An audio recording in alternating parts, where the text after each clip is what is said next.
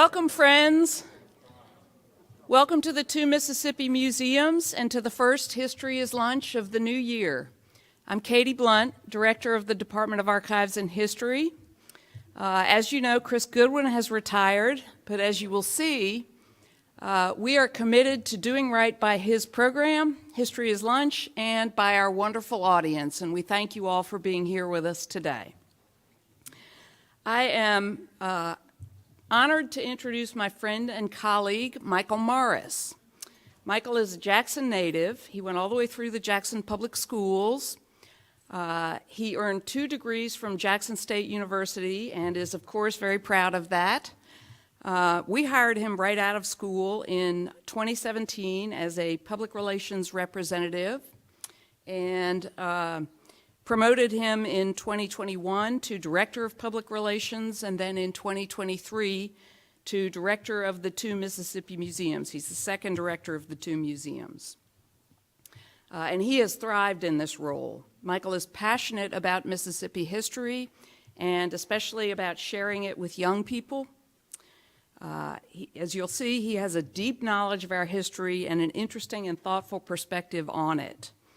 What I appreciate most about Michael is that he is a charismatic and effective leader of his wonderful team, our wonderful team here at the two Mississippi museums. Please welcome Michael Morris.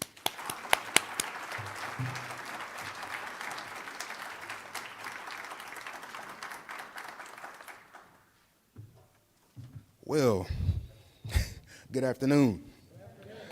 Good afternoon. I think we can do a little better than that. This is definitely an instance where people are more excited about the subject matter as opposed to the speaker, right? People are here to hear about Martin Luther King and his time here in Mississippi. And understandably so, Martin Luther King Jr. is one of the most consequential figures in American history. And from his roles in the Montgomery bus boycott, the Selma March, what happened in Birmingham, the March on Washington, the fact that he earned the Nobel Peace Prize really does make him one of our favorite Americans. And as far as I know, he's the only African American that has a national holiday in his honor. But what makes him meaningful to Mississippians is the celebrity and attention he brought to the local movement work throughout the state during the 1960s. Martin Luther King Jr.'s first encounter with the Mississippi movement actually takes place in the sanctuary of his own church. Dr. T.R.M. Howard, in November the 27th, 1955, makes his way to Dexter Avenue Baptist Church in Montgomery, Alabama, and he delivers a very, very passionate speech about the murder of Emmett Till. And in the audience that day was a young lady by the name of Rosa Parks, who 4 days after hearing T.R.M. Howard's speech at Dexter Avenue Baptist Church decides not to give up her seat on a bus, which eventually leads to the Montgomery bus boycott. But this is also the beginning of a relationship that Martin Luther King Jr. is developing with Mississippi activists. Let me back up just a little bit. This photograph that you see right here was actually taken in Grenada, Mississippi, at the Bellflower Church there, where a lot of civil rights activity took place. And one of the reasons why I put it up is because if you look in the background there, the guy clapping is Aaron Henry. And out of all of the movement veterans in the state that had associations with Martin Luther King Jr., Aaron Henry had the closest relationship with him. And so I thought it would be important to have a photograph that includes him in it. And so that's Dexter Avenue Baptist Church, and that's a photograph of T.R.M. Howard, who was a medical doctor, who started a practice in Mount Bayou, Mississippi, in one of the few hospitals in the Mississippi Delta that could actually treat African Americans. But he used his economic independence as a doctor to start a civil rights organization called the Regional Council of Negro Leadership, along with Amzie Moore and several others in the Mississippi Delta. And they waged some of the first civil rights boycotts in the American South. And so, for example, they waged a campaign in the early 50s, don't buy where you can't use the restroom. And so that's T.R.M. Howard. And under his tutelage, a young man that just graduated from Alcorn State University, Medgar Evers, he ended up working with Dr. T.R.M. Howard selling insurance and eventually getting involved in this regional council of Negro leadership, before becoming the field secretary of the NAACP. And so that's Medgar Evers there on the left. And then on the right are two individuals. One is Reverend Ed King, who actually meets Martin Luther King Jr. while he's in seminary up in Boston. And then to his left is Aaron Henry, who was a World War II veteran who decided to use what he had to go to Xavier and become a pharmacist. And he opened up his pharmacy right there in Clarksdale, Mississippi. And these are, two individuals that had a long-standing relationship with Martin Luther King Jr.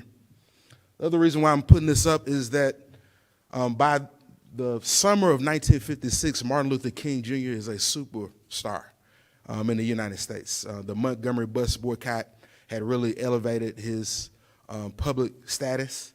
And so he had been invited by the NAACP to speak at their state convention, not their state convention, at their national convention in San Francisco. And Medgar Evers actually meets Martin Luther King Jr. At that NAACP convention in San Francisco, California, in the summer of 1956. Immediately, Medgar Evers invites him to come to Jackson to speak. And I'm assuming, just from the correspondence that I've read, that Martin Luther King thought that was a great idea. But like I said, he's a newfound celebrity, and so it's kind of hard to nail down a time for him to come. Ultimately, though, in 1957, Medgar Evers attends an important meeting around an organization that will become the Southern Christian Leadership Conference. And this was in February, as a matter of fact, it was February the 14th, 1957. He attends that meeting down in New Orleans, and it's organized by Martin Luther King Jr. And shortly thereafter, Martin Luther King Jr. asked both Medgar Evers and Aaron Henry to become board members of this Southern Christian Leadership Conference. Medgar Evers initially accepts the invitation to join the board, but then after a conversation with Roy Wilkins, decided that he couldn't do it. He was at this time on the payroll of the NAACP. Now that differs with Aaron Henry. He's the state president of the NAACP, but he's economically independent. And so he's able to join the board of the Southern Christian Leadership Conference. And as a result, in 1958, the first full board meeting of the Southern Christian Leadership Conference takes place in Aaron Henry's hometown of Clarksdale, Mississippi. And, a movement stalwart, Ella Baker, is in attendance there. By this point, she is working with the SCLC, which is the Southern Christian Leadership Conference. They meet at Haven United Methodist Church, which is still there. I had the opportunity to attend service there not too long ago. And more than 200 delegates from across the South attend this conference. And this is a really, really big deal because this is in the Mississippi Delta, not too far from where a 14-year-old was murdered just 3 years prior to this particular meeting, Emmett Till. And then just a year after this meeting takes place, Mac Charles Parker is lynched down in Poplarville, Mississippi. And so the fact that they had this meeting in Clarksdale, Mississippi was a really, really big deal. And then furthermore, they decide to write a joint letter to President Dwight Eisenhower expressing their dismay at him dragging his foot around the Brown v. Board education decision. This is a photograph of some of those delegates and board members of the SCLC outside of the Haven United Methodist Church in Clarksdale. And if you look very, very closely, you can see Martin Luther King Jr. on the front row there. And somewhere in that picture is Aaron Henry. And Medgar Evers is also in attendance at this meeting. In 1959, he finally makes his way to Jackson by invitation from Medgar Evers. They both speak at the Stringer Grand Lodge, which is the Masonic Temple on Lynch Street, right near Jackson State University. But earlier that day, he actually speaks at Campbell College, which is now a part of Jackson State University. At least where the building was is now a part of Jackson State University. And he has a press conference.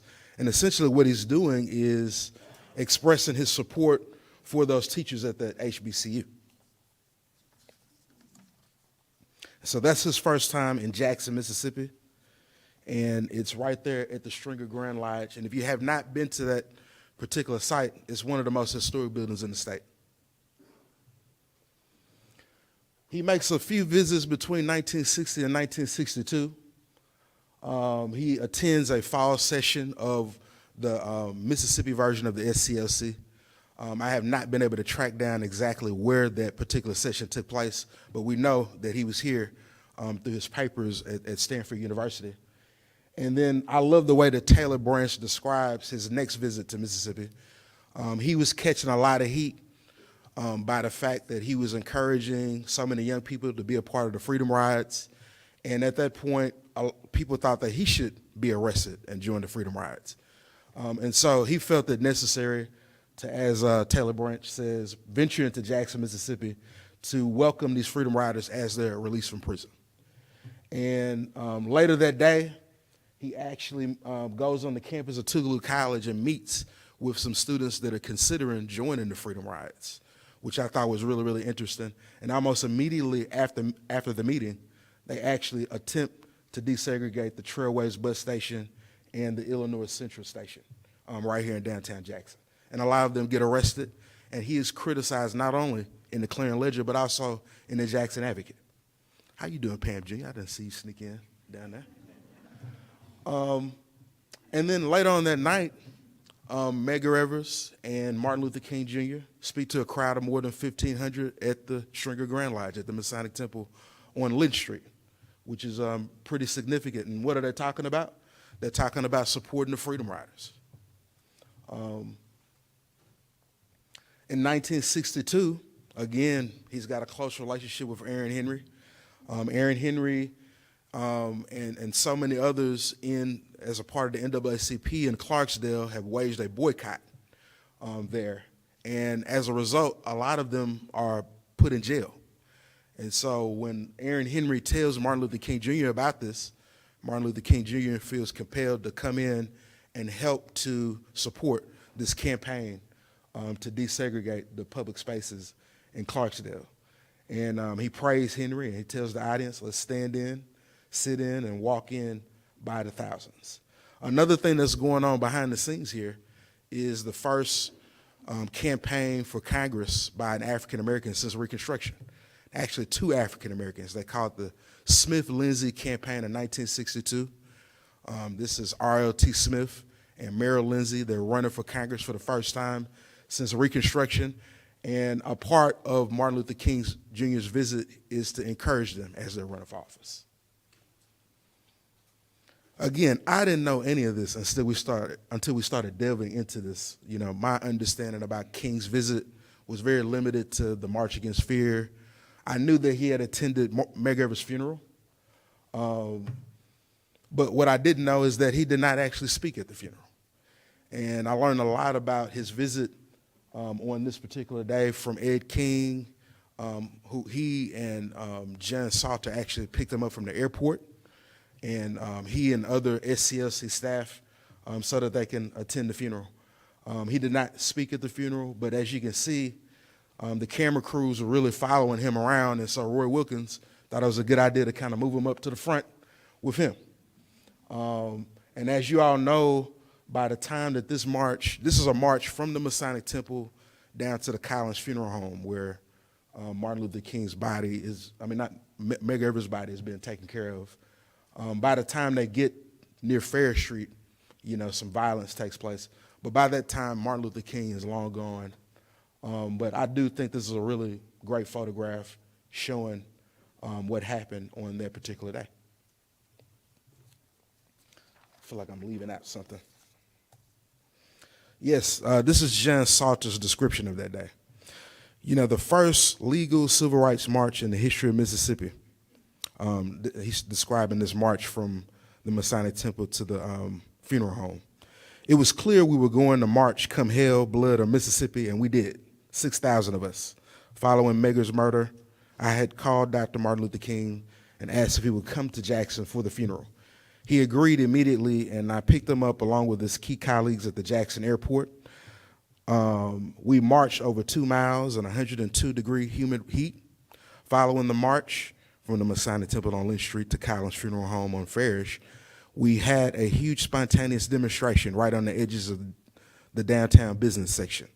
There were far, far too many for even the Mississippi police armies to arrest, so they picked out 29 agitators, including myself, and arrested us and carried us to the fairgrounds, as he called it, concentration camp.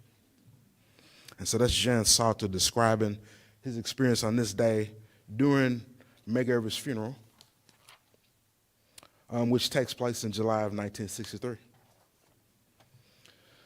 The next time that Martin Luther King Jr. is here in Mississippi is in July of 1964.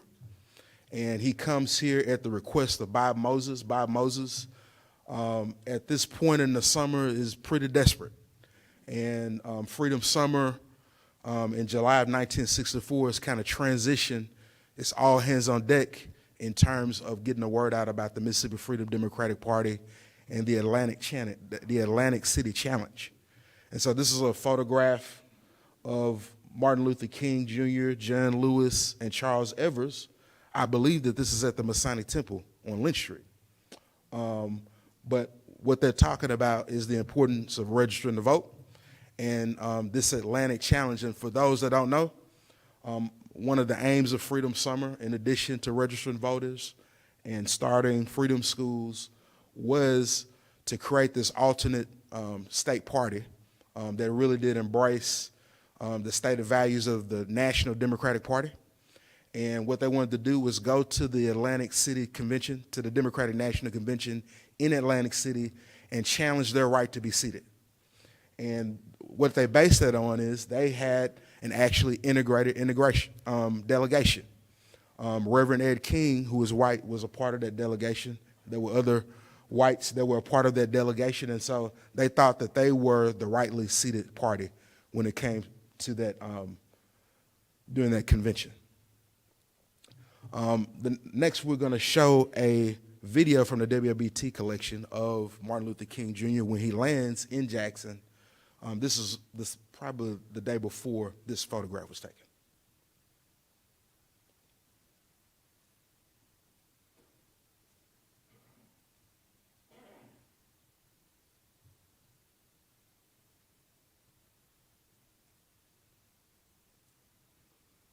And I'm going to just ask Jorge to just play it. Obviously, I don't know how to do it from up here.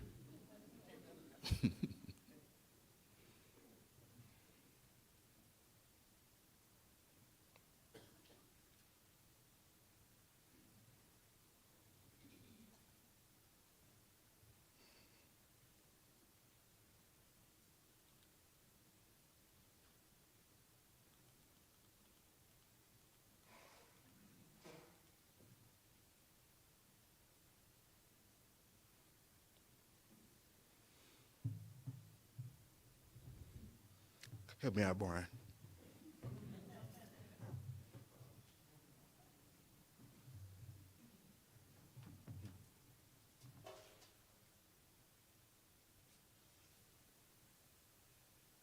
All of the problems that exist in Harlem that will continue to cause these things to crop up. Do you think you'll be able to unseat the regular Democratic Mississippi delegation? We certainly hope to do that, and will do everything within our power to urge the people of goodwill and those who are committed to civil rights to unseat the regular Democratic Party, because it doesn't represent the people. It is undemocratically structured, and the fact is that just last year approximately 192 Negroes were registered a month. Now, on the basis of this, it would take exactly 135 years to get half of the eligible Negro voters in this state registered. And certainly a party that perpetuates this kind of injustice needs to be unseated. And I think the opportunities are there to unseat this party, and certainly we will use all of our resources and our energy and our time to get this job done. I'm here on a twofold visit. First, I'm here to demonstrate the absolute support of the Southern Christian Leadership Conference for this summer project, this COFO project, of which we are a real part. Secondly, I'm here to mobilize support for the Freedom Democratic Party and to support the tremendous quest for the right to vote on the part of the people of the state of Mississippi in the midst of bombings, murders, and many of the other difficult experiences that the Negro people are facing here, along with their allies in the white community. Dr. King? I think that. So I wanted to play that because that kind of shows you something a little different that you might read in some of your history books. He was actually here in support of the effort of the MFDP, and obviously that did kind of change a bit when they finally get up there in Atlantic City, but he seems very genuine about supporting the MFDP here in Mississippi. Martin Luther King's next visit, and I'm going to be transparent with you. I could not find any evidence that he was here in 1965. And so by my count, his next visit is 1966, which we all know about, the March Against Fear. James Meredith, he claims he just wants to take a walk, and he wants to walk from Memphis to Jackson, in part to demonstrate that we don't have anything to be afraid of here in Mississippi. And he shot on the second day near Hernando, Mississippi. And pretty much all of the major civil rights leaders get together and they agree to finish his march from Hernando to Jackson. And it's a real turning point in the history of the civil rights movement. But Martin Luther King Jr. is definitely one of the major players in terms of this situation. And as I said, they start in Hernando to finish his march, but they also have a bunch of what they call side marches. And so, for example, this photograph shows a visit that Martin Luther King Jr. and some of his fellow SCLC staff take to Philadelphia, Mississippi. This is exactly a couple of years after the murders of Goodman, Chaney, and Schwerner, the 3 civil rights workers that were murdered during Freedom Summer. And so they decided to take a pilgrimage to Philadelphia in their honor. And this is a newspaper clipping from that situation. And they're actually, you see how close they are to Sheriff Cecil Price. And my understanding is that Martin Luther King Jr., during this time that he's here, actually says that I believe that the murderers of those 3 civil rights workers are in my vicinity. And he actually heard somebody say, yes, they are. And so that's Sheriff Cecil Price, who was accused of being a part of the lynching of those 3 civil rights workers right there in the vicinity of Martin Luther King Jr.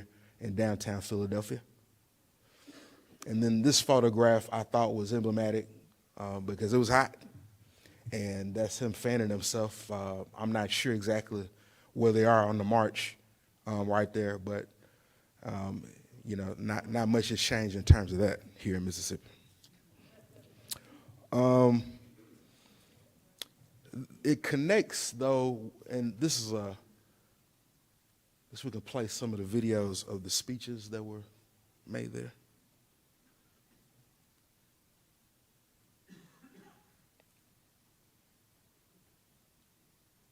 I'll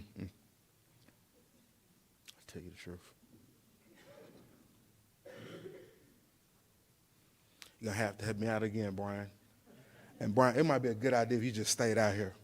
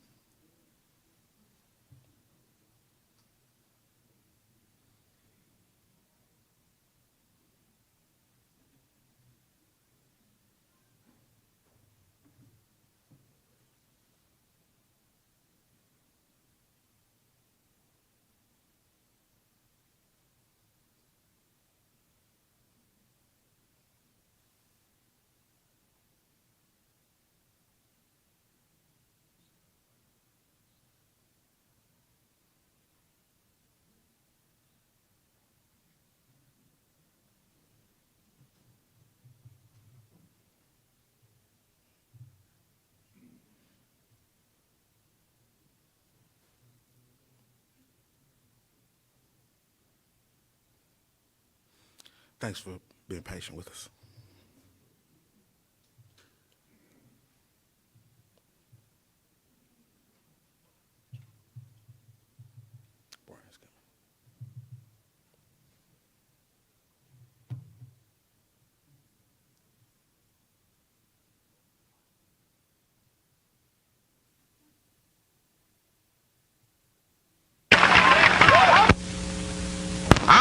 Watch my dreams, and I have watched my dreams turn into a nightmare. I still have a dream.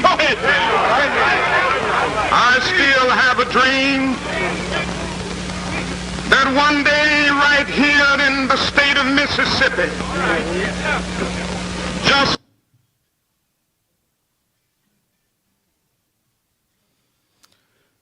this is actually supposed to be playing James Meredith's speech, but that's okay. We'll go to the next one. Let's see what plays. 1, 2.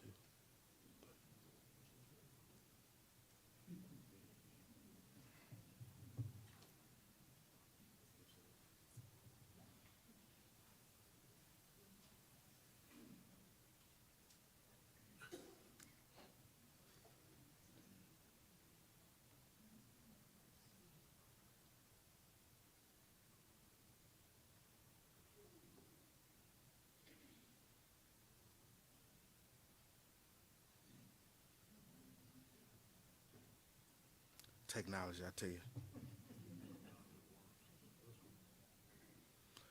It'll be, yeah, I think it just played that one. Huh? Okay. Yeah, let's play that one.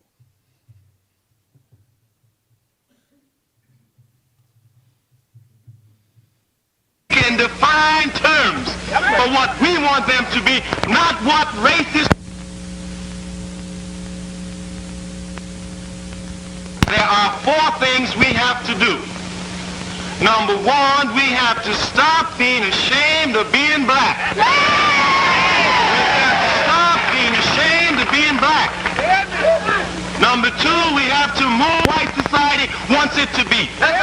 We have to move to define. That's right, brother. We have to move to a position where we can feel strength and unity amongst each other from Watts to Harlem, where we won't ever be afraid.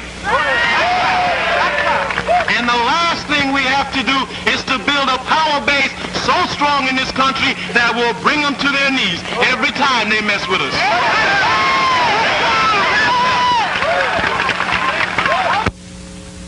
I have watched my...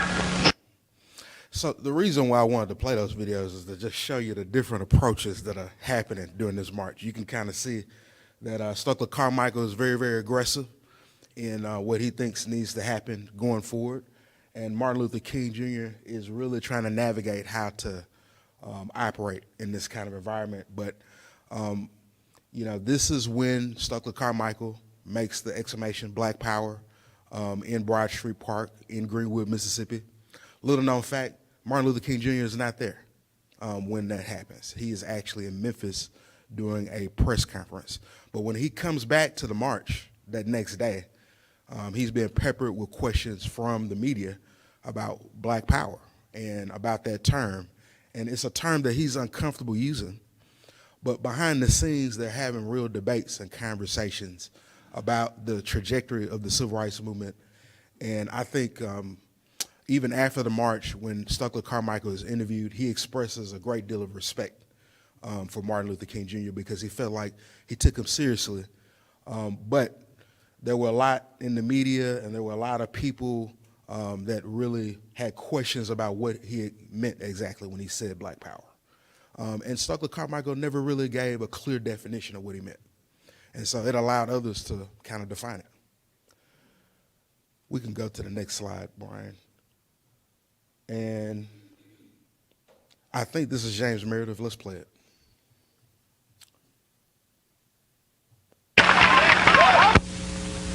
I have watched my dreams, and I have watched my dreams turn into a nightmare. I still have a dream. I still have a dream that one day right here in the state of Mississippi, just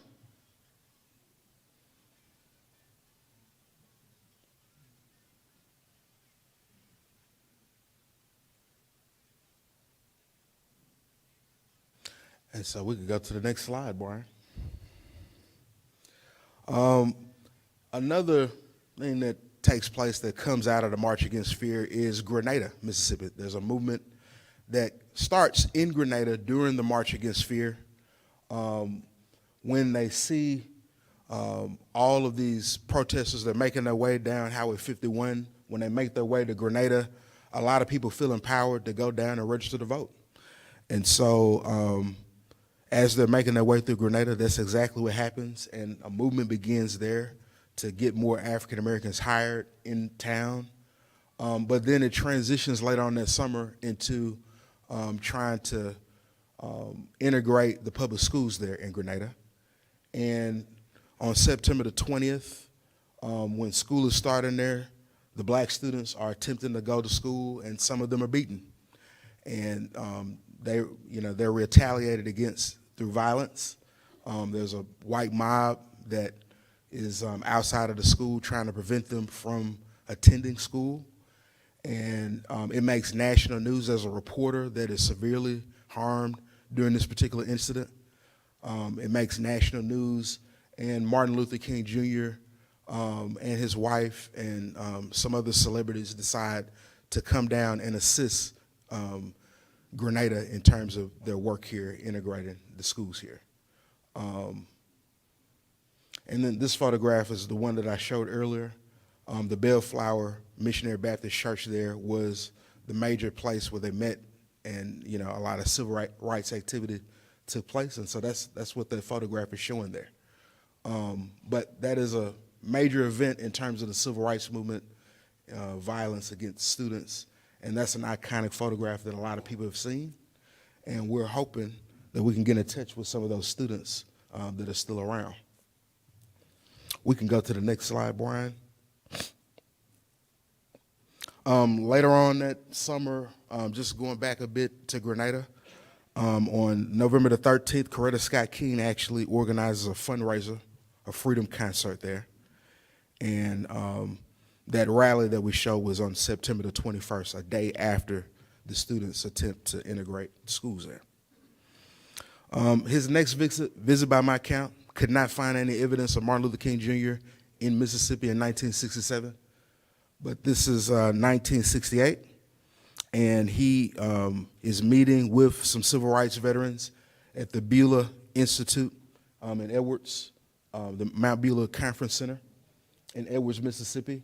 And he's talking about this idea of a Poor People's Campaign, and he's trying to convince these Mississippi civil rights leaders from the NAACP, from the Delta Ministry, to join him in this effort to basically caravan poor working class people throughout the American South all the way to Washington, D.C. And he wants to start right here in Mississippi. My understanding from the readings is that a lot of folks were kind of reluctant. Brother Rogers reminded me this morning that by this point, Martin Luther King Jr. is one of the most unpopular people in America. And so a lot of folks are kind of hesitant to join any of his future civil rights efforts. But they continue to meet. We can go to the next slide. He makes a second trip to Mississippi in 1968. From Tuesday, March 19th through Wednesday, March the 20th, he goes through Batesville, Marks, Clarksdale, Greenwood, Grenada, Laurel, Macomb, and Hattiesburg. It's a lot of places to be in a matter of 2 days. And he's preaching the same message, and at every site, mostly black churches, we're talking hundreds and hundreds of black people that come out to hear him talk about his effort to start a Poor People's Campaign. But again, a lot of folks just want to lay eyes on Martin Luther King Jr. And I think that's been the most fascinating thing in terms of working on this project, is the impact that he made on so many people in just a little bit of span of a time. The defining moment is when he goes to Marks, Mississippi. And this was his second trip to Marks, Mississippi. He had went to Marks once during the March Against Fear, But this woman, he just asking her simple questions. How do you feed your children? And the answers that she was giving him were devastating.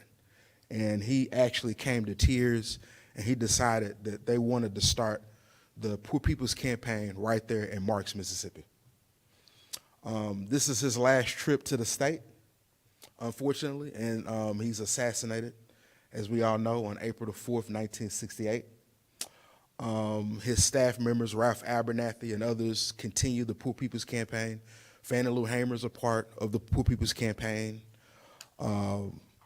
And, you know, again, his legacy in this state is complicated because his leadership style was different than a lot of the successful civil rights organizations that operated here.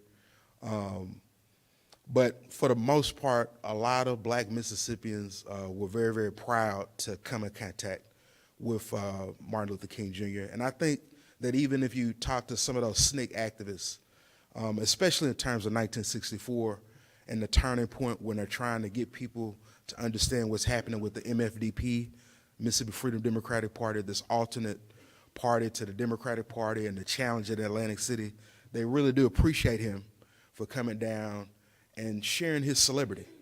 You know, it's one thing for Stokely Carmichael to say something to somebody. It's an entirely different thing for it to be coming out the mouth of Martin Luther King Jr., and I think they all understood that.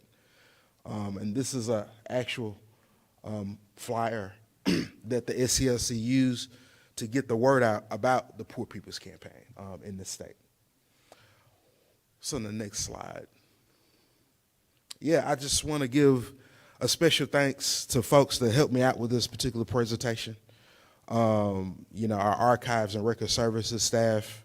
I got a lot of information from the Wisconsin Historical Society, the Stanford Archives, SNCC Digital Gateway, the crmvet.org, Jan Hilligus, who's in the back there, Reverend Ed King, Dr. Christina Thomas, Dave Dennis, and so many others helped me out with this particular project. And that's the bulk of my presentation. I was hoping, you know, we get a chance to see more video, but we're gonna work on that. But thank you so much.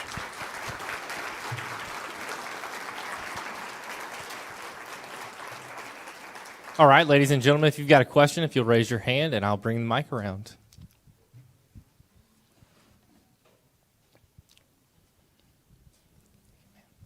Thank you. Thank you so much, Mr. Morris, for your presentation.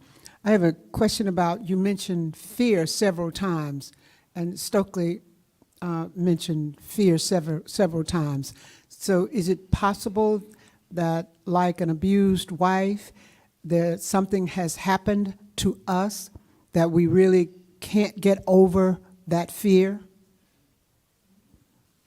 It's a good question. Could you kind of spell out what you mean? Trauma, to keep you from moving forward. You're afraid of your abuser still.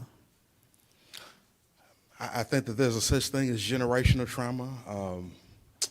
I think that's an interesting question. I'm not a therapist or a psychologist. I dare to venture to say, but I mean, in terms of the term fear, I think what Stokely Carmichael was kind of talking about, and you know, I think the ultimate goal of so many of those movement activists was to remove fear in terms of joining the movement. I mean, people were afraid to go to jail. People were afraid to lose their jobs. It's kind of hard to put yourself back in 1965, 1966, or 1958, right, when that first SCLC conference took place. But the danger was real. That individual, I didn't finish telling the story of T.R.M. Howard. This is a brave guy, a gun owner. He was run out of the state out of fear for his life. His name was put on a list, a death list. And so he ends up moving from the Mississippi Delta to Chicago. It's not because he was a coward. It's because he was doing what he thought was best for his family. And so I think that's the situation that a lot of African Americans found themselves doing, what we call the modern civil rights movement. And I think we just ought to be a little careful when we put ourselves in their shoes back during this time period. So I hope that answers your question in terms of this notion of fear. These were some scary times. Thank you so much for a wonderful presentation. And yes, Could you say that again? thank you so much. I appreciate that. But coming from someone who actually lived on Broad Street, that was right in a house right across from where Stokely Carmichael said Black Power, and the young lady asking about fear, there was a lot of fear. When I turned 18 in 1968, I went down to the courthouse at Etta Bena and registered, and it was all over Etta Bena. By the time my father came out of the country, well, I won't say what was all over Etta Bena. I won't even use those words. But anyway, in keeping with what the question was, the things that were happening simply empowered us to do better. I used to often say I stand on the shoulders of Fannie Lou Hamer, because there were people that were in the teaching, and I was just getting out of college then, but there were people already in the teaching profession. If they went and did things like me just simply going to register, they could have lost their jobs. But then there were young people, the age of Stokely Carmichael, my age, that said, we're going to change this. So I went to the employment office, and I went every day until I integrated D.H. Baldwin Piano Company. And they had put some acid in someone's seat. Now, you know I was scared. But I stood there. If anyone puts any acid in my seat, somebody's going to wear some acid home. Now, you know I didn't have any acid in my pocket, but how did anybody in the office know that? But I became the first engineering assistant. Well, I moved to Louisiana and lived there for a little while and came back and integrated AT&T. But in keeping with her question, there was fear, but that was enough of Martin Luther King and Stokely Carmichael, and I can't think of the young man that used to come there to Greenwood from Jackson, but it just encouraged us to march. It gave us, when June Johnson, I know you all probably know the name of June Johnson, that got beaten so bad with Fannie Lou Hamer and Winona, that just made us say we're going to move, because they have done all of this, so we need to have the strength, the courage to go and integrate. So I went down to the phone company, took the test, and was the only one. I looked around, where is everybody? She said, you're the only one that passed. And of course, I won't go through all the things that happened once I got into the office, but it encouraged us to move forward. It gave us strength. Instead of fear, it gave us strength. Mm-hmm. You reminded me of something as, let's give her a round of applause for it. You know, during the March Against Fear, when Martin Luther King takes that side trip over to Philadelphia, Mississippi, I mean, he's met with violence. This is 1966, so this is 2 years after his first trip to Philadelphia. And there's a mob out there, and if you read the text, they said that was one of his scariest moments, next to Chicago, next to what happens in Kenton the very next day. But, you know, it's more than, when is fear a reality, right? Like, when is it like, I could really die in this particular situation?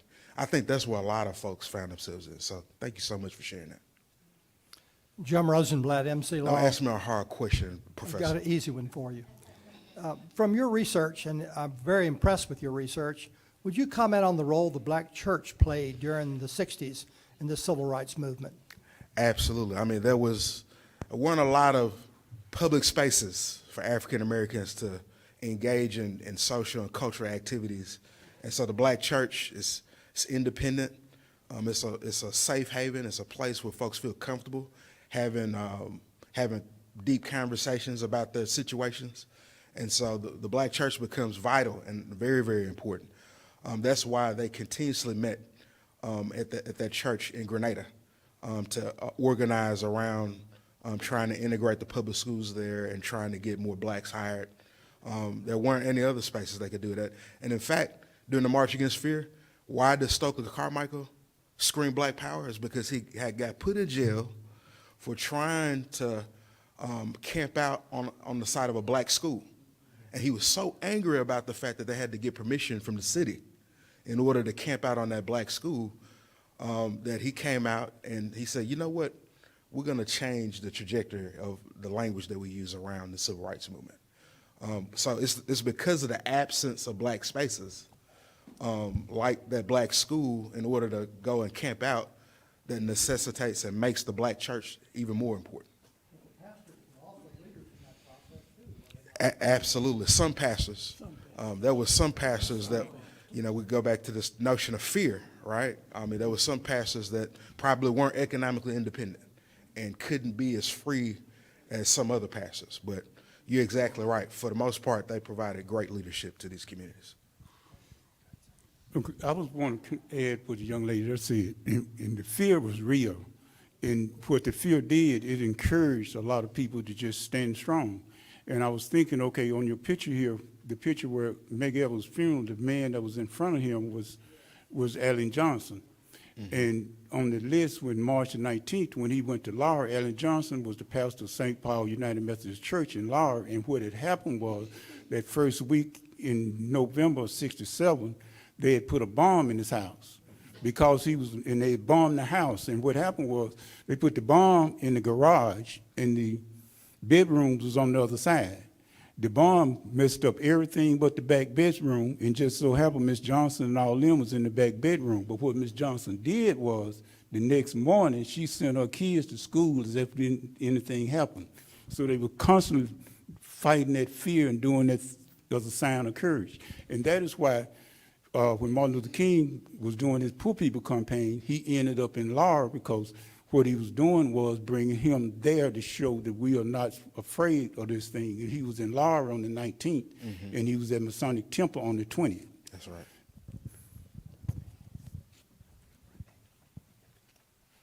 I just wanted to make a comment. Thank you, Michael. This has been amazing. I was out on the street and I said, I have to go hear Michael. So, when we talk about fear, I thought about that Mandela is gone, Malcolm is gone, Martin is gone, Moses is gone. So where do we look? We look within ourselves. We look into people like Michael. We look for young people that can bring about change. And so I just want to let you know, thank you for standing on the stage and making this amazing presentation, because we look to you, young folks, who can bring about the difference. I think there's some debate about me being young, Ms. Carol. Thank you for that. I thank you too, because I remember when I was a teenager and I joined the march. All I can remember is they were marching from Tougaloo to Jackson, and I joined at Bailey Avenue where they paused to take a break, and then as we walked down Bailey Avenue toward Woodrow Wilson, there were white people on each side of the street, and some had shotguns, and they were standing in the truck beds. And as a teenager, I was looking to both sides and not fully understanding what that was all about. But then as we crossed Woodrow Wilson, and there were people on the sides offering punch or lemonade or something to encourage the marchers on. But of course, at that time, I was more concerned about getting home before dark, so my mom wouldn't be upset with me. I wouldn't get into trouble.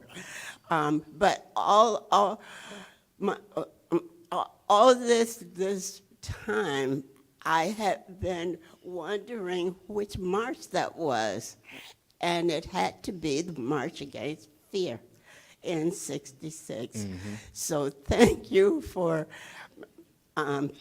confirming that I was not dreaming it up, that it was real.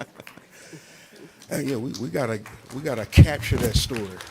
Yeah, thank you for sharing that. Everybody's really thanking you, and so there can never be enough of thanking you for the job that you've done today. I wanted to go back and just talk about the press during the time that King came down and met with Medgar Evers in '61. Mm-hmm. The three white papers really tried to dissuade Medgar Evers and black people in the community in general from inviting him in as a part of the movement. And I want to add to that, because you did mention the Jackson Advocate. At that time, the Jackson Advocate was being subsidized by the Mississippi Sovereignty Commission. So it was not speaking as a voice for black people at that time. Instead, it joined with the Clarion Ledger and State Times and so forth. And we ought to keep that kind of thing in mind as we go down the road, that not all press is actually the real press. Yes, sir. Thank you for that. Yeah, I did tell, you say, Brother Ivory, one correction, Brother Morris. Please. Talking about saved places. You can Google. They burned down 33 black churches during that time. I don't know what time. 33 black churches. It wasn't saved in isolated places. Check the record. Google it. Absolutely right. They burned a lot of churches, especially in 1964.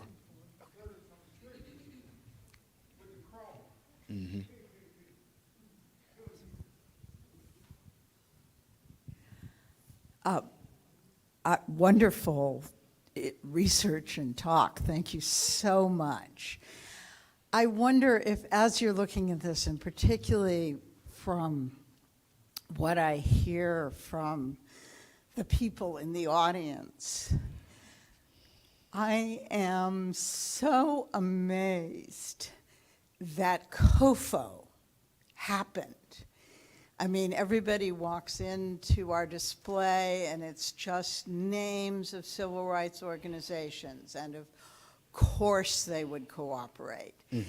In your research, did you find out anything about, how did that conversation start?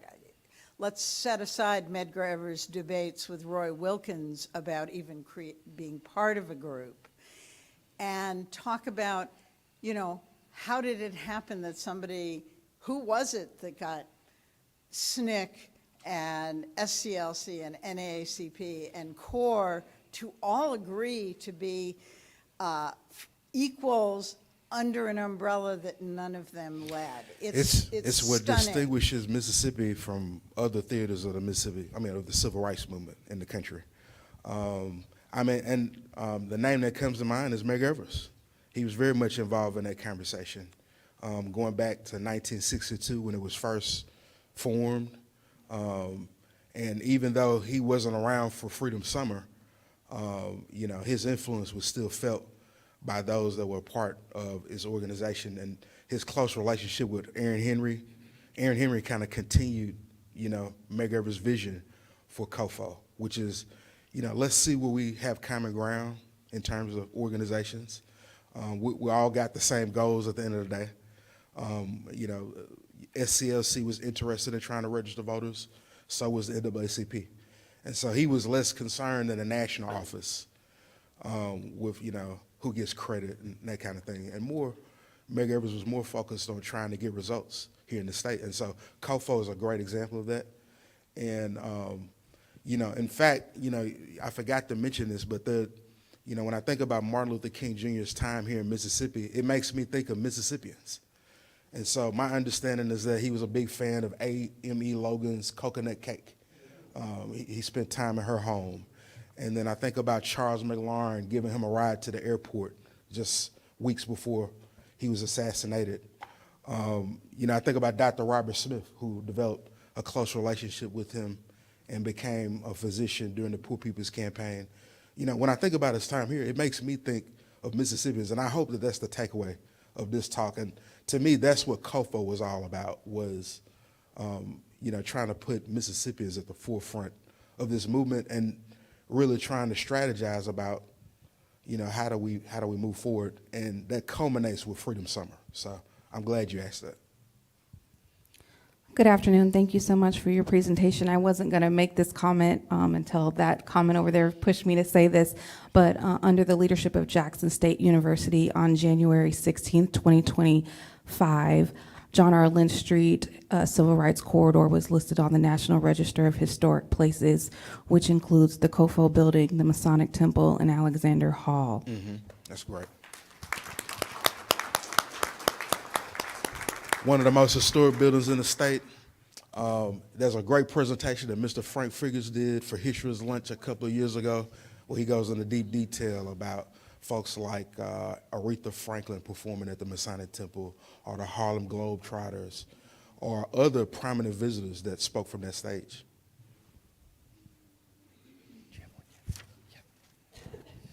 Thank you so much for the presentation and for everyone who shared their testimony today. In her book, Medgar and Miley, Joanne Reed argues that the National NAACP office wanted Medgar to focus on NAACP membership and voter registration, and they worked to separate Medgar and Dr. King for fear that it would distract from his core mission. You mentioned Dr. King's celebrity as one reason why they didn't collaborate more. I'm wondering if you support the argument that there was effort by the National NAACP office to separate them as well. And if so, I'm wondering if you can just imagine what would have been possible if they would have collaborated more. I think one of the points of my presentation was to show that they collaborated more than most folks think. A lot of those times before Medgar Evers was assassinated, the reason why he comes to Jackson is because Medgar Evers requests for him to come, or Aaron Henry requests for him to come. And so to me, when I think about Medgar Evers, he's much more defiant to his parent organization than we give him credit for. And especially when you look at the work that he was able to do with the students, I'm thinking particularly about the Tougaloo Nine, for example. Even though the NAACP, the national office, wasn't interested in that kind of activity, he encouraged them to do what you think is best. Very much a SNCC kind of attitude. But to me, he was really trying to carve out, Pam, you correct me if I'm wrong, carve out his own lane in terms of how he dealt with the movement. Thanks for that question. I wasn't here to hear what you said about the late Miss, oh my gosh, my mentor, Miss Logan. Yes. I wish I had heard. I just mentioned that she had some, Martin Luther King Jr. really liked her coconut cake. That's what I heard. Yes, she would talk about him all the time, and the fact that there wasn't a preacher in Jackson who had enough courage to go pick him up from the bus, from the airport, and she was the one who picked him up and drove him around everywhere he wanted to go. And I'd be remiss if I didn't mention Phlanza Goodloe Brown Wright, who fed a lot of workers as they're coming through Canton during the March Against Fear, but also the Chin family. I mean, I could go on and on. When I think about King's time here in Mississippi, I think about Mississippians. Good afternoon. I recognize you. Oh, good to see you again. Good to see you. In terms of fear, do you agree that some of the entertainers, singers, brought out different messages through their work? And it was a struggle with Berry Gordy. If you look at his on YouTube, how he was against a lot of the songs that the entertainers wanted to put out to dismantle, or with knowledge that helped to dismantle a lot of the fear that was out there. I mean, you're bringing up a good point. There were a lot of entertainers that lent their celebrity and gifts to the Mississippi movement.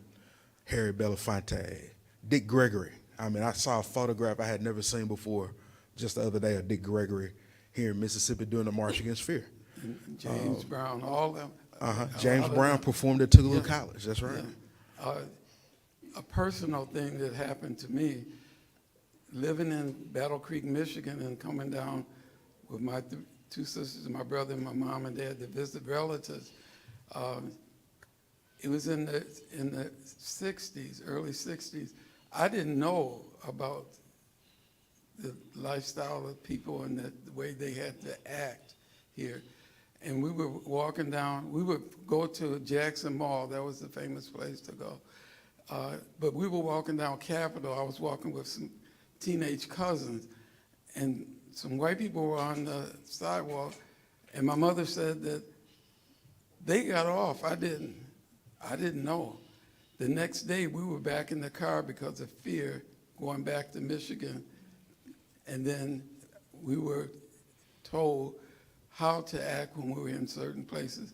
But if I can put in a plug, if you go to YouTube and look at Tim Wise, was the Caucasian on history and about things that would be very interesting about knowledge of what's going on even now.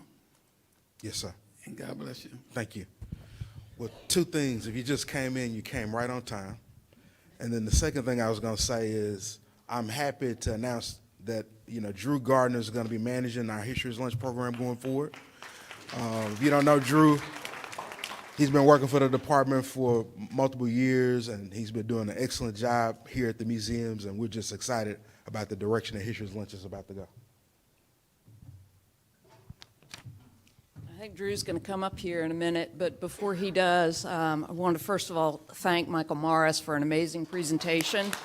I told you about him, but I also want to say that what we're proud of doing here at the Department of Archives and History is telling Mississippi's stories through the voices of the people who lived them. And that's what we see here today. And this was incredibly moving and meaningful and valuable for us to hear your stories. So thank you for that. And then I just want to call a few names. I thought I saw Spence Flatguard, our board president. He may have slipped out. And then right after I told you that we were committed to doing right by Chris Goodwin's program, he showed up to make sure we did. So Chris Goodwin, thank you. And then finally, I did not see the incognito Pam Jr., the OG director of the two Mississippi museums. Thank you all very much. All right, I want to thank you guys for being here for another History is Lunch. A couple of just programming pieces. I hope you guys will join us, for those of you able, to make your way down to Natchez this weekend. We have Stories by the Fire at 4:30 at the Grand Village of the Natchez Indians. We'll have Amy Bumel of the Chickasaw Nation will be with us to share traditional stories. There'll be refreshments, popcorn, cookie, hot chocolate, and apple cider. And then we'll also have our first Sunday screening of 2025. We'll be featuring Always a Winner, Roy Curry, a quarterback ahead of his time. And then we hope you'll join us again next week, where we'll have Pearl Mahaney here for History is Lunch, and she'll present on the Lamar Life Insurance Company, WJDX, Eudora Welty, and editor of Lamar Life Radio News. Once again, y'all give Michael a round of applause, and thank you guys for being here.